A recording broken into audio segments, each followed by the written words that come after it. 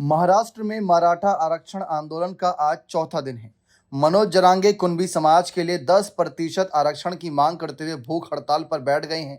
वहीं आंदोलन बढ़ने के साथ साथ अब राजनीतिक बयानबाजियां भी तेज हो गई हैं। आंदोलन के तीसरे दिन यानी 31 अगस्त उप मुख्यमंत्री एकनाथ शिंदे ने राज ठाकरे पर निशाना साधा। उन्होंने कहा कि मराठा आरक्षण पर टिप्पणी करने से पहले उन्हें पूरी जानकारी जुटानी चाहिए थी।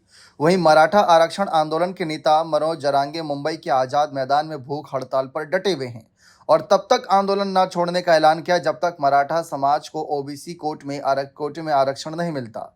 सतारा जिले के डेरे गांव में गणेश उत्सव के दौरान पत्रकारों से बातचीत में शिंदे ने कहा कि ठाकरे को यह भी जानना चाहिए कि 2014 से 2019 के दौरान देवेंद्र फडणवीस की सरकार द्वारा दिया गया आरक्षण सुप्रीम कोर्ट ने क्यों रद्द कर दिया, जबकि ये कानून हाई कोर्ट में टिक पाया था।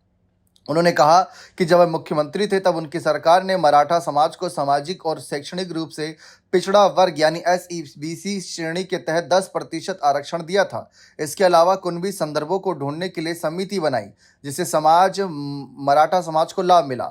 उप मुख्यमंत्री शिंदे जो शिवसेना के प्रमुख भी हैं को उनको सहयोगी मंत्री उदय सामंत और दादा भुसे का भी समर्थन मिला। दोनों नेताओं ने दावा किया कि शिंदे के कार्यकाल में न केवल मराठा समाज को 10% आरक्षण मिला बल्कि खाली पदों पर नियुक्तियां भी की गईं। उन्होंने कहा कि शिंदे का काम मराठा समाज के लिए ऐतिहासिक रहा और इसे नजरअंदाज नहीं किया जा सकता। इसके जवाब में राज ठाकरे ने कहा कि जरांगे का आंदोलन क्यों फिर से भड़का, इसका जवाब सिर्फ शिंदे ही दे सकते हैं क्योंकि पिछली बार उन्होंने खुद हस्तक्षेप कर मामला सुलझाया था।